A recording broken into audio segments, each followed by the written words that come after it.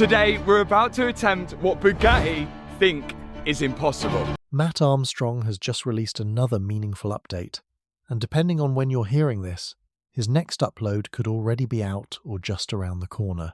Either way, what he's shared gives a much clearer look at what's really happening behind the scenes and why these Bugatti-focused videos aren't appearing on a strict weekly schedule. He made it clear that the Bugatti content won't follow a predictable posting pattern, and the reason isn't a lack of effort or progress. It comes down to the reality of the process itself. There are countless parts that need to be located, sourced from across the world, or even custom made from scratch. And until enough of those pieces come together to form a meaningful update, there simply isn't a full episode to release. Rather than pushing out incomplete or filler content, he's choosing to wait until there's something substantial to show. The rebuild process he's dealing with goes far beyond what most people imagine when they think about fixing a car. It involves rare components that aren't readily available, fabrication work that requires precision and creativity, and constant travel between different countries just to track down what's needed. This isn't something that can be rushed or simplified. Every upload represents genuine progress, not staged moments or artificially stretched content. There's a deliberate choice to avoid shortcuts, and that's part of what makes the series stand out. Every step, from sourcing a single component to solving complex technical challenges, highlights just how intricate and demanding these projects really are. Unlike a typical restoration where parts can be ordered from a catalogue and installed within days, these vehicles operate on an entirely different level. They were originally built with cutting-edge technology, often costing millions when new, and manufacturers tightly control the ecosystem around them. The engineering involved is so advanced that even identifying issues can require specialized diagnostic systems that aren't available to independent builders. Every system within the car, whether it's the electronics controlling the suspension or the highly sophisticated braking modules, presents its own unique hurdles. Solving those problems takes not just mechanical skill, but also ingenuity and persistence. One of the defining aspects of Mat's approach is how transparent he is throughout the process. He doesn't just show the wins, he also documents the setbacks. If a part arrives in poor condition, if a supplier suddenly becomes unresponsive, or if something doesn't line up the way it should, it all gets included. That honesty has played a major role in building his audience. People aren't just tuning in to watch a car being repaired. They're watching someone navigate a system that often seems designed to prevent exactly this kind of independent work. It offers a rare glimpse into an industry that most people never get to see up close, and that authenticity keeps viewers invested. At its core, this situation isn't about slow pacing or delays caused by inefficiency. It's about the genuine complexity of working on some of the most advanced vehicles ever created. Every component matters, and every decision can have serious consequences. When manufacturers place restrictions on access to parts or information, it introduces an entirely new layer of difficulty. Builders like Mat aren't just dealing with mechanical challenges. They're also navigating a broader conflict between independent repair efforts and manufacturers who want to maintain control long after a car has been sold. Modern vehicles, especially at the high end, are no longer purely mechanical machines. They rely heavily on software systems that communicate with external servers, require digital approvals for certain repairs, and store critical data that isn't easily accessible. This shift has fundamentally changed what it means to rebuild a car.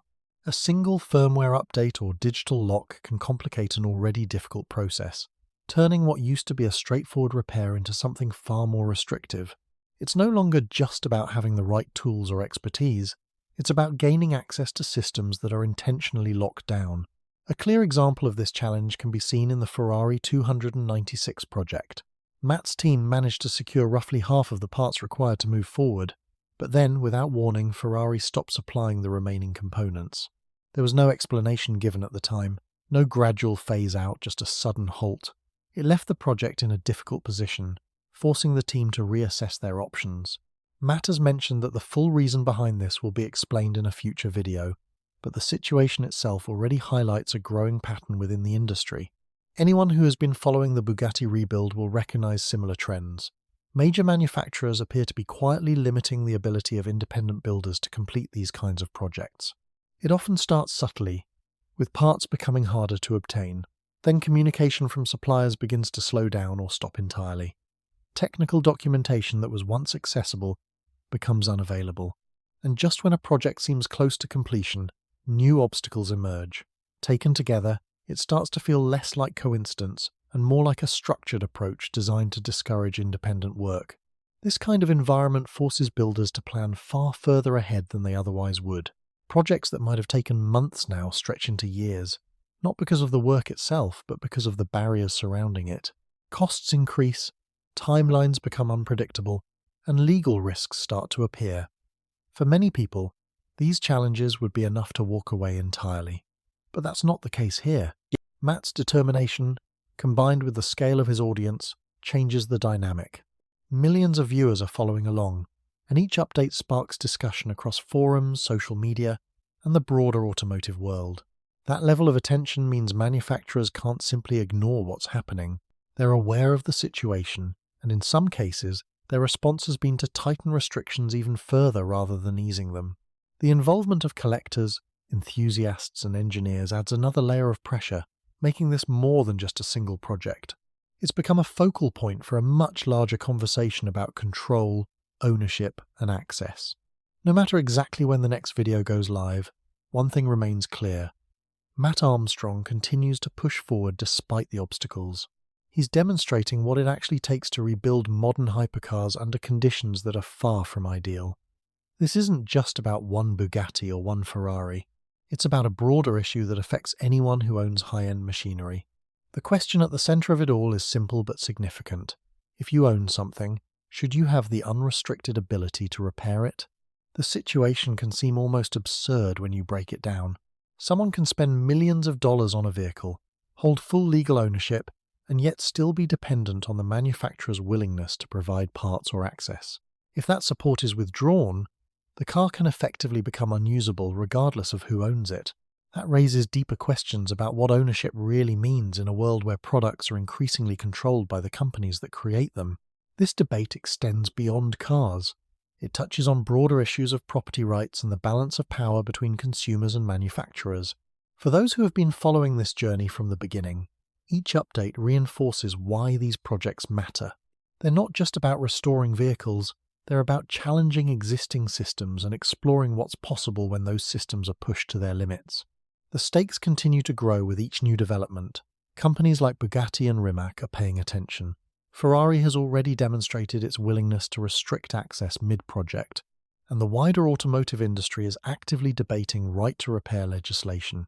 Every success achieved along the way shows that independent rebuilds can be done, even at the highest level. At the same time, every obstacle highlights the barriers that still exist. What happens next could have long-term implications. If these rebuilds are completed successfully despite the resistance, it could set a powerful example and influence how similar projects are approached in the future. On the other hand, if the challenges prove insurmountable, it could discourage others from attempting anything similar. Either outcome will shape the conversation around ownership and repair rights for years to come. Collectors want confidence that their investments can be maintained over time. Enthusiasts want reassurance that these cars won't become unusable relics.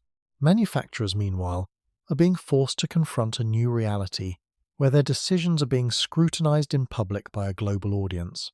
This combination of skill, persistence, and transparency is redefining expectations and showing what can be achieved, even under restrictive conditions. The story is still unfolding, and each new video adds another layer to it. With every update, the pressure builds, the conversation grows, and the implications become more significant. This isn't just content being uploaded, it's a real-time look at a changing landscape,